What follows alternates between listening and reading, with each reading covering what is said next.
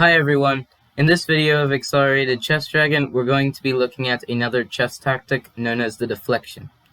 A deflection is when you forcefully remove a piece from protecting a certain square, rank, file, or diagonal, and it will eventually expose another piece for attack, including the king. The tactic is very much tied with the tactics of overloading and decoys, which I will cover in separate videos. So let's see an example of how a deflection could take place. White plays d4, and now f5 by black. So the Dutch defense, bishop to g5, h6 attacking the bishop to h4, g5 attacking the bishop goes to g3, and now f4.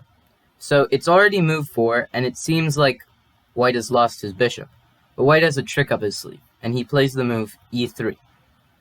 And what e3 is doing is not only attacking the f4 pawn, but also threatening this queen to h5 checkmate move. For example, if you were to capture the bishop, then queen h5 is checkmate.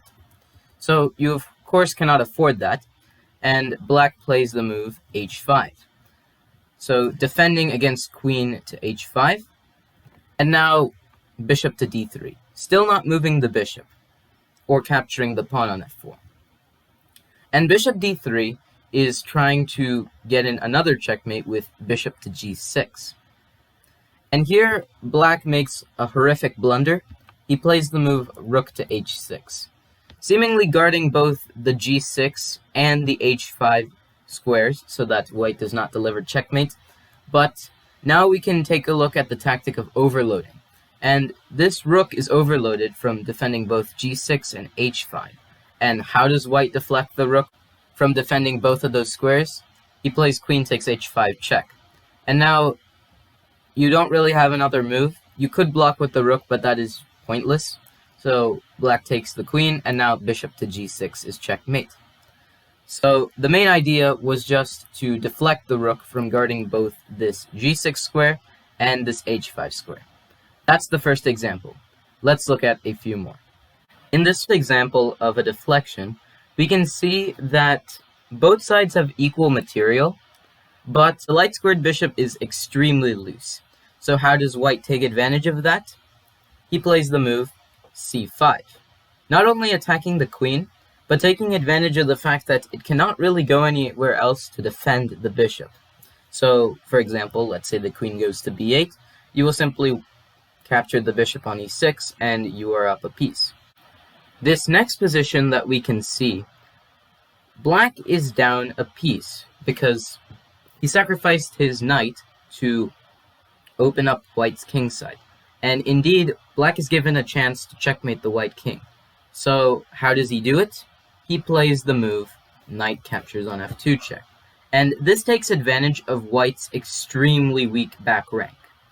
There's only one piece defending the back rank, which is the rook on f1. And if we can move that rook away from the back rank, then the rook on d8 can come to the d1 square. And because white's king has no real flight squares, it's not going to be able to escape the attack of the black pieces.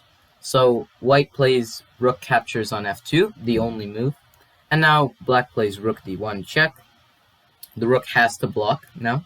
And after rook blocks on f1, black captures the rook, and this is checkmate. Now, the deflection is a very good tactic indeed, but you need to be very precise when you're calculating a deflection. Like in this example, the correct move is bishop takes g4, but let's look at a possibility that white could play that in fact loses a pawn for him.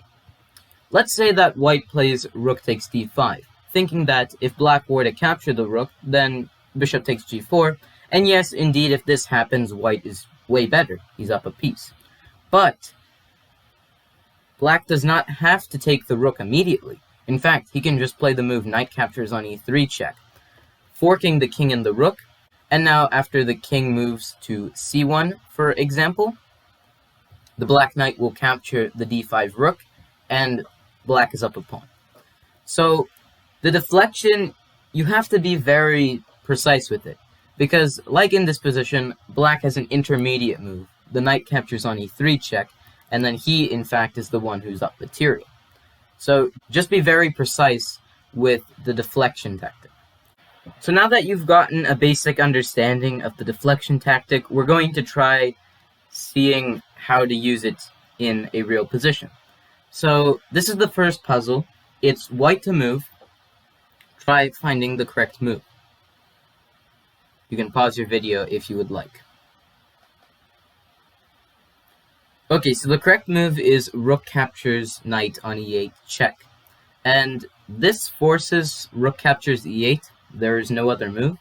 So after rook captures rook, you notice that the g7 pawn is no longer defended by the e8 knight. So white now plays queen captures g7, and this is checkmate. The whole idea was to remove the knight guarding the g7 pawn. In this next position, white has a rook and a bishop for the queen, but black has 2 extra pawns. However, white has a very nice deflection that will either win him a ton of material or win him the game. So, what did white play here? You can pause your video and try solving this. Okay, so the correct answer is rook to a8, and you're taking advantage of the fact that this black king has barely anywhere to go. At the moment, the threat is bishop to e5 checkmate. So, let's say you capture the rook.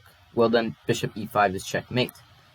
It doesn't help if you block the attack to your queen with bishop c8, because rook takes c8, and now bishop e5 will still be checkmate.